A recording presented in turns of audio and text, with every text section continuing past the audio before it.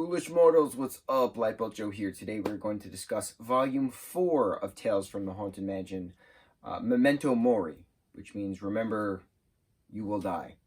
Basically, that's the Latin translation for it. So this is the first time in a very long time that I read a full book in one day.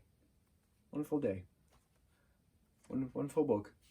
I'm very proud of myself. My attention span normally does not let me do that. I had a day off. I took advantage of it. Got things to do. So, yeah, I read the full book. Now, this is, I'm assuming, the last book of this series just because of how it ended, but it ended in a gray area, so who knows? So we start this book, Volume 4, Memento Mori, with Prudence Pak. Prudence Pak, is that her name? Prudence something. Prudence Pak, yes. She is a well-known horror author. She's doing a book signing in New Orleans Square, which is off of Route 13, which takes you to the Eternal Grey Cemetery, and then the Haunted Mansion's attached to that, right? So it's all in the same area.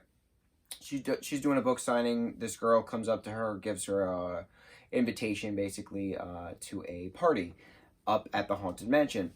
But it's not referenced as the Haunted Mansion. And it turns out that the girl who gave her the invitation is none other than our dearly beloved Willa, who had passed back in Volume 1.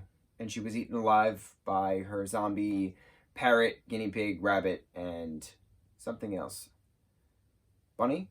I said rabbit. I don't know. It was another animal. Fish? Something. So Prudence eventually gets taken there by a ghost horse-drawn hearse.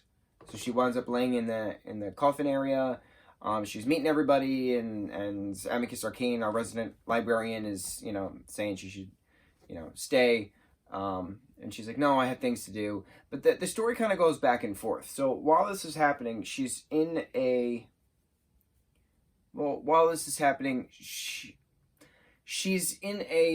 sanitarium telling this story to a doctor. Dr. what? Amicus? Something like that. It's funny. I read the whole book in the day, and I remember names. They'll come. I'll find it. Ackerman. Dr. Ackerman. Okay. So Dr. Ackerman is he's a well-renowned author. He's a doctor of madness, as he claims to be. He's written books.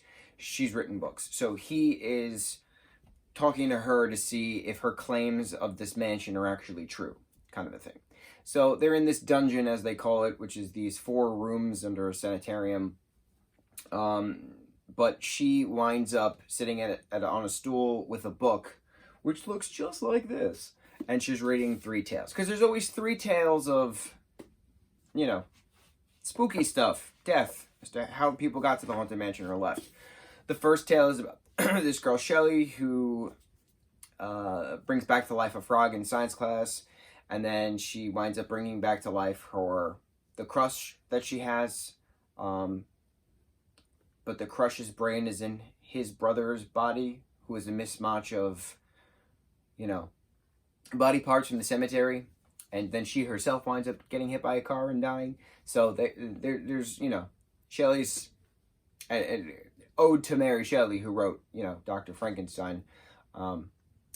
That's why that little thing is funny. Then you have that Adam creature screaming, Sherry! But he's trying to say Shelley in the sanitarium in the dungeon, while Dr. Ackerman is interviewing Prudence Pak. So there's the little tie-in for that. Then you have this kid, Chris, who is looking for treasure, and he winds up dying from these ghost pirates killing him, basically. And then Ackerman goes on a search to find this haunted mansion to see if his claims are true. But he sees these tombstones of all these people that are in her story. So he goes back to the sanitarium and he's like, yo, you're a fraud. Like, all of these protagonists in your stories, their gravestones are up there. The grave markers are up there. Like, you're lying. So then she's like, but I have the scariest story of all. And then she's telling the story of his death and but not his death, but his craziness, which turns out to be her death. The big twist reveal is that the doctor is the crazy one who wound up brick and mortaring Prudence Pock in a dungeon under his home.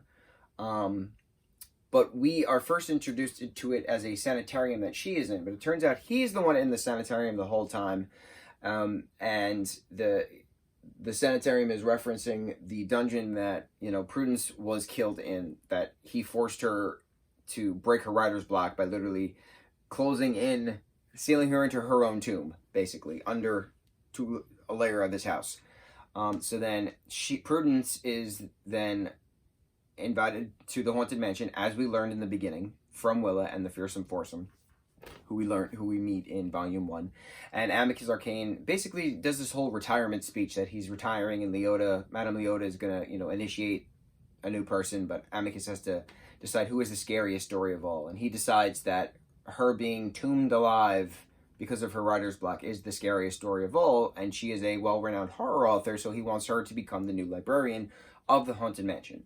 Prudence declines the offer because she wants to therefore haunt Dr. Ackerman for the rest of his natural-born life every night with the retrocognition that ghosts do, which is just the, reliving the same moment over and over and over, like replaying a song over and over and over, replaying a scene from a movie over and over and over.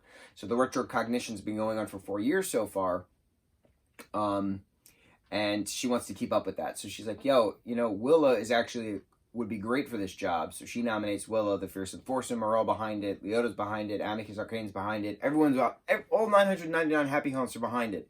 So they initiate.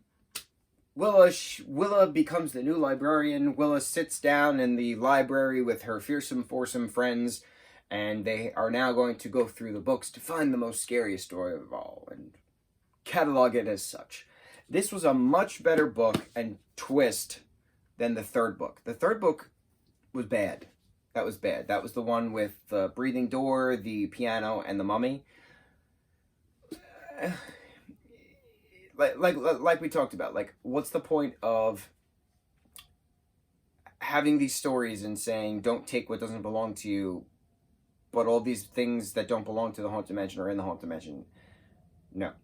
This is good. This was a good twist. Just like the second book had a good twist, that Will was actually Willa's brother the entire time. That was a good twist. So this was a good twist. So I'm curious, will we get a Volume 5 narrated by Willa, who is the new resident librarian of the Haunted Mansion? Let's see what 2020 brings. Many, many magical things afoot. A brand new world is ahead of us in 2020. That is for damn sure. So yeah. As a whole, the 4 books, a good read, just like a Goosebumps kind of book, just like a Scary Stories to Tell in the Dark book. Scary Stories to Tell in the Dark kind of book. There you go. More Goosebumpsy, to be honest. Because it's kid-friendly, even though it's talking about murder and death and decapitation and blood everywhere and zombies and werewolves and mummies and vampires, etc. etc. etc. Creatures, lightning, retrocognition. I like the science that was brought into this book. That was very smart. So, yeah, I would say give it a read. If you like Disney, obviously. I'm cozy right now, obviously, with my Grinch ugly sweater.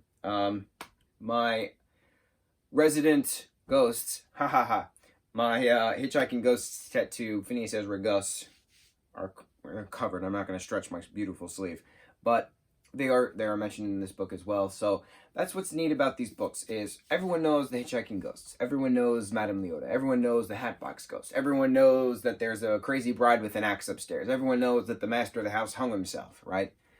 But you don't know about the other ghosts. So that's what was neat about these books, about these tales, is that you got to learn about the other ghosts. So I'm all for it. Give it a try. Memento Mori. Cor locator. Mucho mahalo.